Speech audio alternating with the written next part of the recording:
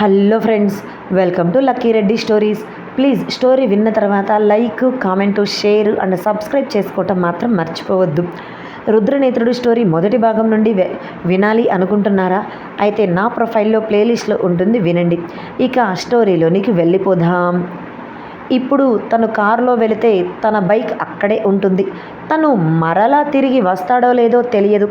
ఆ బైక్తో ఖచ్చితంగా తనని పట్టుకుంటారు.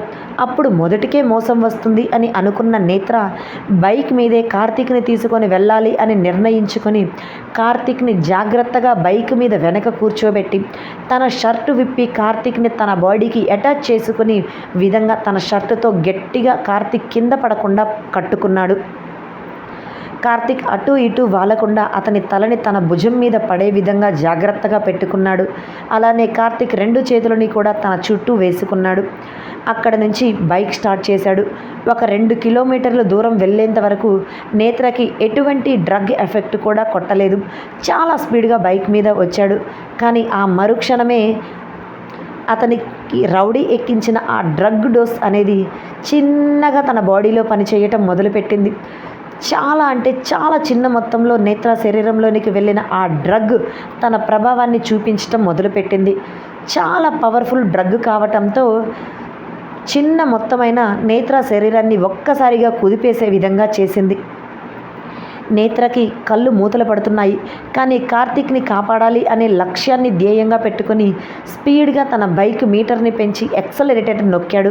అంతే, అప్పటి వరకు ఉన్న స్పీడ్కి రెట్టింపు స్పీడ్తో బైక్ ముందుకు దూసుకు వెళ్ళిపోయింది.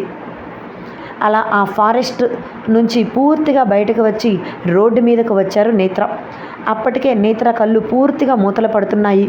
కానీ తన సంకల్పంతో స్పృహ కోల్పోతాడు అని తెలిసినా కూడా తన చుట్టూ ఎవరైనా సహాయం చేస్తారు ఏమో అని వచ్చిపోయే కార్లని గమనిస్తూనే ఉన్నాడు. కానీ తన బైక్ మాత్రం ఆపనేలేదు.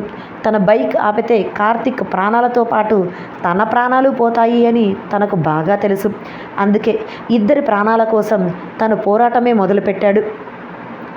ఆ క్షణంలో తన కళ్ళ ముందు సాత్విక, రుద్ర ఇద్దరు మాత్రమే కదిలారు. మీ ఇద్దరి కోసం నేను బ్రతుకుతాను. నన్ను మీరు ఖచ్చితంగా మీ ప్రేమతో బ్రతికించుకుంటారు. అందులో నాకు ఎటువంటి డౌట్ లేదు. నాకు ప్రాణాలకి భయమూ లేదు అని మనసులో సాత్విక, రుద్ర ఇద్దరి నామస్మరణే చేసుకున్నాడు. అప్పుడే బంధువుల పెళ్ళికి అని బయలుదేరిన సరస్, సంధ్య ఇద్దరు దూరం నుండే నేత్రని గమనించారు. బైక్ చాలా స్పీడ్గా వస్తుండటంతో వీళ్ళు వచ్చేది నేత్ర అని వాళ్ళ నోటి నుండి వచ్చే లోపే ఆ కార్ని దాటుకొని వెళ్ళిపోయింది నేత్ర బైక్. నేత్ర వాలకం చూస్తే సంధ్యకి డౌట్ రావటంతో ఏదో జరిగింది అన్న అనుమానంతో మనం పెళ్ళికి తర్వాత అయినా వెళ్ళొచ్చు, ముందు అన్నయ్య బైక్ని ఫాలో అవ్వు అని సరస్కి చెప్పింది. ఏమైంది? ఏదో పని మీద మీ అన్నయ్య అర్జెంటుగా వెళ్తున్నట్లుగా ఉన్నాడు అని నేత్ర పొజిషన్ తెలియక అన్నాడు నేత్ర. విషయం ఏంటో తెలిసి ఉంటే సరస్ కూడా అలా మాట్లాడేవాడు కాదు ఏమో. ముందు చెప్పింది చై, అన్నయ్యని ఫాలో అవ్వు అని సీరియస్గా సంధ్య చెప్పటంతో ఎప్పుడూ లేనిది సంధ్య అలా సీరియస్ అవ్వటంతో సరే అలానే తీసుకొని వెళ్తాను, కానీ నువ్వు కాస్త ప్రశాంతంగా ఉండు, కడుపుతో ఉన్నావు, అలా అరిస్తే ఎలా అని ఆమెను నిదానపరిచి చాలా స్పీడ్గా కార్ని రివర్స్ తిప్పి నేత్ర బైక్ని ఫాలో అయ్యాడు. అలా వాళ్ళు కార్ రివర్స్ తీసుకొని 1 కిలోమీటర్ అతని బైక్ని ఫాలో అయ్యారో లేదు, అప్పటికే కళ్ళు మూతలు పడుతూ ఉన్న నేత్ర ఎంతో నిష్టగా కష్టంగా తన కళ్ళు తెరిచి డ్రైవ్ చేస్తున్నా ఇక తన వల్ల కాక కళ్ళు మూతలు పడుతూ ఉంటే బైక్ తన చేతిలో అదుపు తప్పి కింద పడిపోయాడు. అప్పటికి సరస్ చాలా దూరంలో ఉన్నాడు. ఏంటండి ఇంత స్లోగా కారు డ్రైవ్ చేస్తున్నారు, కాస్త స్పీడ్ పెంచండి అని చాలా తొందర చేసింది సరస్ని సంధ్య. ఎప్పుడూ లేనిది ఎందుకు సంధ్య ఇలా తొందర పెడుతుంది అని అనుకుంటూనే ఆమె జాగ్రత్త ఆలోచిస్తూనే ఇంకాస్త స్పీడ్ పెంచాడు సరస్. నేత్ర బైక్ పడిపోయిన 5 నిమిషాలకి అక్కడికి చేరుకున్నారు సంధ్య, సరస్ ఇద్దరు. కానీ వాళ్ళని దాటి వెళుతున్న సంధ్య పక్కనే యాక్సిడెంట్ అయ్యింది అని అప్పటికే అక్కడికి వెళుతున్న ఒక 2 బైక్స్ ఒక కారు ఆగి ఉండటం గమనించి తన మనసులో ఏదో కీడు శంకించటంతో వెంటనే సరస్ని పట్టుకొని కారు ఆపండి అని చెప్పింది. సరస్ కూడా ఆమె చెప్పిన మరుక్షణమే కారు ఆపి కారులో నుంచి కిందకు దిగి చూశారు. యాక్సిడెంట్ అయిన ఆ ప్లేస్ దగ్గరకు వచ్చి అక్కడ తన అన్నయ్య నేత్ర కనిపించడంతో సరస్ అంటూ గట్టిగా పిలిచింది సంధ్య. అప్పటికే అతను కారు పక్కన పార్కు చేసి పరుగున ఆమె దగ్గరకు వచ్చాడు. ఆమె అంత గట్టిగా అరవటంతో తనలో కూడా భయం మొదలయ్యింది. అక్కడికి వచ్చిన సరస్ నేత్రాన్ని చూసి ఏమైంది అని అంటుంటే పక్కన ఉన్నవాళ్ళు ఏమో తెలియదు ఉన్నట్టుండి బైక్ ఇలా పడిపోయింది అని చెప్పటంతో సరే కాస్త హెల్ప్ చేయండి మా కారులోనికి అని సరస్ అనటంతో వాళ్ళు హెల్ప్ చేశారు. సంధ్యకైతే ఏమీ అర్థం కావటం లేదు. వెనక ఉన్న కార్తీక్ని చూస్తుంటే ఆమెలో ఉన్న భయం అంతకంతకు పెరిగిపోయింది. అలానే కడుపులో తిప్పినట్లుగా అక్కడికక్కడే వాంతు కూడా చేసుకుంది. ఒక కంట సంధ్యని గమనిస్తూ ఉన్న సరస్ కారులో వాళ్ళిద్దరినీ ఎక్కించి పరుగున ఆమె దగ్గరకు వచ్చి ఏమైంది అని అడిగాడు. ఏమీ లేదు, ముందు వాళ్ళని హాస్పిటల్కి తీసుకొని వెళ్దాం పదండి అని అతి కష్టం మీద తన ఫీలింగ్స్ని ఆపుకుంటూ అప్పటికే ఆమెకు కడుపులో తిప్పుతున్నట్లుగా వికారంగా అనిపించింది. కానీ ఆ విషయం సరస్కి చెప్పలేదు. చెబితే ఖచ్చితంగా సరస్ గోల చేస్తాడు అని ఆమెకు తెలుసు. నిజంగా నీకు ఏమీ కాలేదు కదా అని అనుమానంగా ఆమె ఫేస్ చూస్తూనే అడిగాడు సరస్. అబ్బా, ఒకసారి చెప్తే అర్థం కదా, నాకేమీ కాలేదు, నేను బాగానే ఉన్నాను, త్వరగా అన్నయ్య వాళ్ళని హాస్పిటల్కి తీసుకుని వెళదాం పదండి అని గట్టిగా అరిచి కారు దగ్గరకు వచ్చింది సంధ్య. పరుగున తన కడుపుతో ఉన్న విషయం కూడా మర్చిపోయింది తన అన్నయ్యని అటువంటి పరిస్థితుల్లో చూసి. జాగ్రత్త, చిన్నగా వెళ్ళు అని సరస్ చెప్తున్న ఆ మాటలను ఆమె పట్టించుకోలేదు. సంధ్య మనసులో ఒకటే బాధ, నేత్రకి కార్తీక్కి ఏమీ కాకూడదు అని ఆ భగవంతుడిని కోరుకుంది. ఫ్రంట్ సీట్లో కూర్చున్న సంధ్య క్షణానికి వెనక్కి తిరిగి నేత్ర కార్తీక్ ఇద్దరి వైపు చూస్తుంది. ఏమి జరిగి ఉంటుందో ఆమె ఊహించకపోవచ్చు, కానీ వాళ్ళని అటువంటి పరిస్థితుల్లో చూసి మాత్రం ఆమె తట్టుకోలేకపోతుంది, విలవిలలాడిపోతుంది. 10 నిమిషాలకి హాస్పిటల్కి తీసుకొని వెళ్ళారు ఇద్దరు.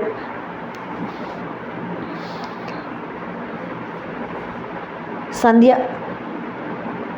ఏవండి త్వరగా డాక్టర్ని పిలుచుకొని రండి అని సంధ్య కారు డోరు ఓపెన్ చేస్తూనే అన్నది. ఓకే కానీ నువ్వు జాగ్రత్త అని సంధ్యకు జాగ్రత్త చెబుతూనే అతను లోపలికి వెళ్ళి డాక్టర్ని పిలుచుకొని వచ్చాడు.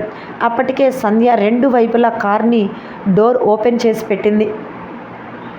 డాక్టర్ స్ట్రెచ్చర్ తీసుకొని రావటంతో కార్తీక్ నేత్ర ఇద్దరిని స్ట్రెచ్చర్ మీద పడుకోబెట్టి లోపలికి తీసుకొని వెళ్ళారు. కార్తీక్ పరిస్థితి ఏంటో క్లియర్గా బయటకు కనిపిస్తుంది.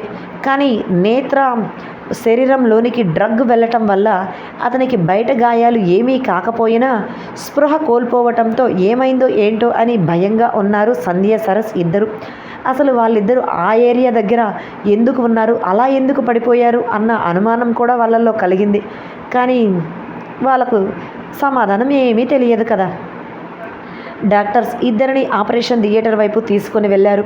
కార్తీక్ ఒంటి మీద అయిన గాయాలు కనిపిస్తూ ఉండటంతో వెంటనే ఆ బ్లడ్ అంతా క్లీన్ చేస్తూ స్టిచెస్ వేస్తూ అలానే బ్యాండేజెస్ చాలా జాగ్రత్తగా వేశారు. అలానే తల మీద కూడా దెబ్బ తగలటంతో అక్కడ కూడా జాగ్రత్తగా క్లీన్ చేసి కట్టు వేశారు. అలా కార్తీక్కి 2 గంటల పైనే ట్రీట్మెంట్ ఇచ్చారు. నేత్రని లోపలికి తీసుకుని వెళ్ళిన డాక్టర్ అతనిని పరీక్షగా పైనుండి కింద వరకు చూశాడు. అప్పటికే ఆ డ్రగ్ ప్రభావం వల్ల అతని శరీరం రంగు మారటం గమనించారు. ఏమైంది, ఇలా రంగు మారుతుంది ఇతని బాడీ అని అనుకుంటూ అతని కళ్ళు పరీక్షించగా డ్రగ్ తీసుకున్నాడు అని అర్థమయ్యింది. వెంటనే బయటకు వచ్చి ఆ విషయం సంధ్య సరస్ ఇద్దరికీ చెప్పారు. ఏం మాట్లాడుతున్నారు మీరు, మా అన్నయ్య డ్రగ్ తీసుకోవటం ఏంటి అని సంధ్య డాక్టర్ మీదకు వెళ్ళి కోపంగా షర్ట్ కాలర్ పట్టుకొని అడిగింది. ఆమె మాటలకు డాక్టర్ ఉలిక్కి పడినట్లుగా ఆమె రియాక్షన్కి ఒక అడుగు వెనక్కి వేశాడు. సంధ్య, ఏంటి నువ్వు చేస్తున్న పని, ఒక్క క్షణం డాక్టర్ చెప్పేది పూర్తిగా విను అంటూ ఆమెను డాక్టర్కి దూరం జరిపాడు సరస్. సారీ డాక్టర్, తను ఏదో ఫ్రస్ట్రేషన్, అంతకు మించి తన అన్నయ్యకు ఏదో జరిగింది అనే బాధలో ఉంది, అందుకే మీరు డ్రగ్స్ అనేసరికి అలా మాట్లాడింది, పట్టించుకోవద్దు. ఇంతకీ అతను డ్రగ్ తీసుకోవడం ఏంటి? అతనికి అసలు అటువంటి అలవాటే లేదు. మీరు ఎక్కడో ఏదో పొరపాటు పడుతున్నారు, మరొకసారి చెక్ చేయండి అని అన్నాడు సరస్ చాలా నిదానంగా డాక్టర్తో. నేను పొరపాటు పడటం లేదు, నిజంగానే అతని శరీరంలో డ్రగ్ ఉంది. అది కూడా చాలా పవర్ఫుల్ డ్రగ్, రేర్ డ్రగ్.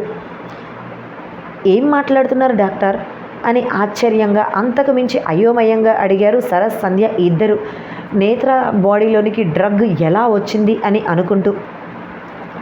నేను చెప్పేది నిజమేనండి, అబద్ధం చెప్పవలసిన అవసరం అయితే నాకు లేదు కదా. అతని సిచ్యువేషన్ ఏంటి అనేది నేను వెంటనే చెప్పలేకపోవచ్చు.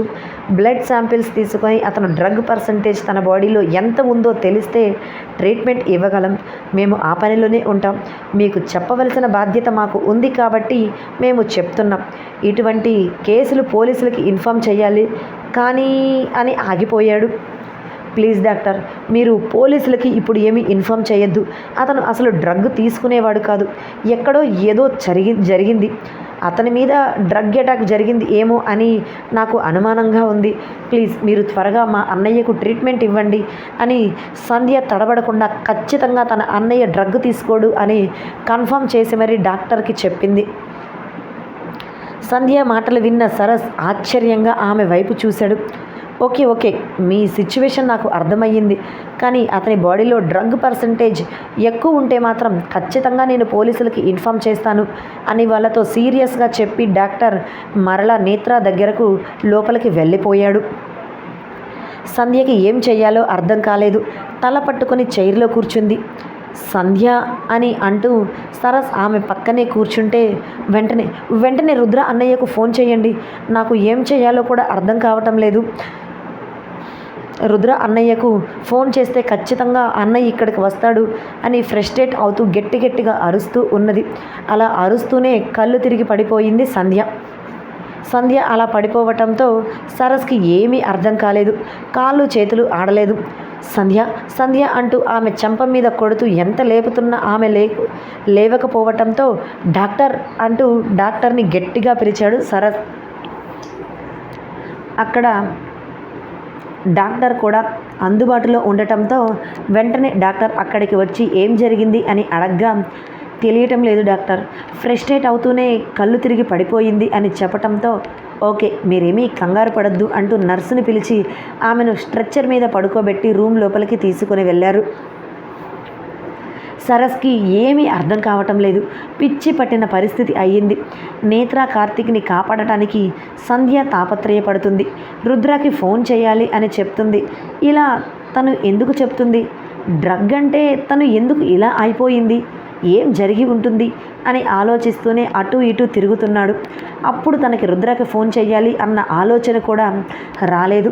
సంధ్యకు ఏమయ్యిందో అన్న భయం, బాధ అతని కళ్ళల్లో క్లియర్గా కనిపించింది. మరోవైపు కార్తీక్, నేత్ర ఇద్దరు కూడా స్పృహలో లేరు. అసలు ఏంటి ఈ పరిస్థితి అన్న భయం తనలో ఎక్కువయ్యింది. అలా 2 గంటల తర్వాత సంధ్య స్పృహలోనికి వచ్చింది. ఏమీ కాలేదు. టెన్షన్ ఎక్కువగా పట్టడం వల్ల బీపీ వచ్చింది, అందుకే కళ్ళు తిరిగి పడిపోయింది. కానీ జాగ్రత్తగా చూసుకోండి అని చెప్పటంతో సరే డాక్టర్ అంటూ సరస్ ఆమె దగ్గరకు వచ్చాడు. సరస్ ఆమె దగ్గరకు రావటంతోనే నీకేమైనా బుద్ధుందా లేదా? నువ్వు కడుపుతో ఉన్నావు, ఆ మాత్రం కూడా ఆలోచించలేకపోతున్నావేంటి? ఎందుకు అలా అరుస్తున్నావు, ఫ్రస్ట్రేట్ అవుతున్నావు అని అతడు అరుస్తున్న ఆ మాటలను ఏమాత్రం సంధ్య లెక్క చేయకుండా రుద్ర అన్నయ్యకి ఫోన్ చేశారా, లేదంటే అన్నయ్యని ఇక్కడికి పిలిపించారా, ఇక్కడికి వచ్చాడా లేదా, నేత్ర అన్నయ్యకు ఎలా ఉంది, కార్తిక్ గారి పరిస్థితి ఏంటి అని అడిగింది గొక్క తిప్పుకోకుండా. అబ్బా సంధ్య, నేను మాట్లాడుతున్నది ఏంటి, నువ్వు అడిగే ప్రశ్నలు ఏంటి అని అతను అంటున్నా ముందు చెప్పింది చెయ్యండి అంటూ అతని పాకెట్లో ఉన్న ఫోన్ తనే తీసుకుని రుద్రకి ఫోన్ చేసింది. కానీ ఫోన్ స్విచ్ ఆఫ్ రావటంతో ఏమైంది, రుద్ర అన్నయ్య ఫోన్ స్విచ్ ఆఫ్ వస్తుంది, ఎప్పుడు కూడా ఇలా రాదే, ఎందుకని రుద్ర అన్నయ్య ఫోన్ స్విచ్ ఆఫ్ వస్తుంది అని అనుకుంటూ మరింత కంగారు పడిపోయింది సంధ్య. ఆమె అలా ఫ్రస్ట్రేట్ అవుతుంటే సరస్లో మరింత భయం పెరిగింది. మరలా ఎక్కడ కళ్ళు తిరిగి పడిపోతుంది ఏమో అని, అలా కళ్ళు తిరిగి పడిపోతూ ఆ ఎఫెక్ట్ లోపల ఉన్న బిడ్డకి పడుతుంది ఏమో అని. అప్పటికే దాక్షాయిని యష్మి గురించి వాళ్లకు తెలియలేదు. తెలుసుంటే మరింత కృంగిపోయేది ఏమో వాళ్ళ గురించి కూడా ఆలోచిస్తూ సంధ్య. ఓకే నేను ఫోన్ చేసి చెప్తాను. ఫోన్ స్విచ్ ఆఫ్ వస్తున్నా వేరే రకంగా రుద్ర గారికి ఈ న్యూస్ తెలిసే విధంగా నేను చేస్తాను సంధ్య. నువ్వు మాత్రం ప్లీజ్ ఇలా ఫ్రస్ట్రేట్ అవ్వద్దు, కంగారు పడద్దు, నిదానంగా ఉండు అని అతను అరగంట సేపు ఆమెకు చెప్పటంతో ఆమె అప్పుడు సైలెంట్ అయ్యింది. అలా ఆమె తీసుకున్న మందుల ప్రభావంతో చిన్నగా నిద్రలోనికి జారుకుంది. ఆ రోజంతా రుద్రకి ఫోన్ చేస్తూనే ఉన్నాడు సరస్. దాక్షాయినికి కాల్ చేసిన ఆ కాల్ కూడా కనెక్ట్ అవ్వటం లేదు. ఇక అతనికి ఏం చెయ్యాలో అర్థం కాలేదు. ఎవరికి ఫోన్ చెయ్యాలో, ఎవరికి ఫోన్ చేసి ఇక్కడ ఉన్న సిచ్యువేషన్ చెప్పాలో తెలియలేదు. మహేంద్ర, సాత్విక వాళ్ళ ఫోన్ నెంబర్స్ తన దగ్గర లేవు.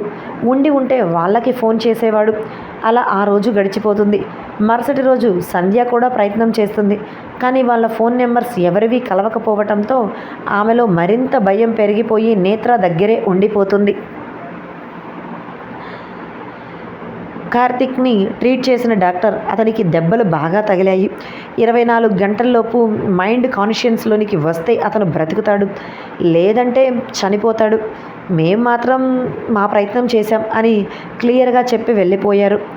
సంధ్యలో అనుమానం మొదలయ్యింది. ఉన్నట్టుండి కార్తిక్, నేత్ర ఇద్దరికీ ఇలా కావటం ఏంటి? దీని వెనుక ఎవరు ఉండి ఉంటారు? ఎవరు ఇలా చేసి ఉంటారు అని ఆలోచనలో పడింది. చుట్టూ ప్రపంచాన్ని మరిచి వీళ్ళిద్దరు తోడుగా ఉన్నారు. అలా 24 గంటలు గడిచిన తర్వాత కార్తిక్ నిదానంగా కళ్ళు తెరిచి చూశాడు. తను హాస్పిటల్లో ఉన్నాడు అని అర్థమై నేత్ర గారు తీసుకొని వచ్చి ఉంటారు అనుకొని నేత్ర అని చిన్నగా పిలిచాడు.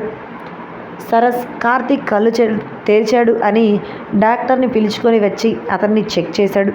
Okay, he is out of danger. కాకపోతే కొన్ని రోజులు చాలా జాగ్రత్తగా కేర్ఫుల్గా ఉండాలి అని అతని డైట్ చెప్పి వెళ్ళిపోయాడు డాక్టర్. నేత్ర వస్తాడు అనుకుంటే పక్కన సరస్ కనిపించడంతో నేత్ర ఎక్కడా అని అనుమానంగా అడిగాడు సరస్ని కార్తిక్. పక్కన ఉన్న రూమ్లోనే ఉన్నాడు అని అతను చెబుతున్నాడే ఇప్పుడే సంధ్య అక్కడికి వచ్చి నీ మీద అటాక్ చేసింది ఎవరికి మీ మీద అటాక్ చేయాల్సిన అవసరం వచ్చింది అని సీరియస్గా అడిగింది. సంధ్య అంత సీరియస్గా ఎందుకు అడుగుతుందో అర్థం కాని సరస్, కార్తిక్ ఇద్దరూ ఆమె వైపు అంతే అయోమయంగా చూశారు. ఇదండి ఇవాల్టి స్టోరీ. మరలా రేపటి భాగంతో కలుసుకుందాం. ఇంతకీ కార్తిక్, నేత్ర ఏమయ్యారు?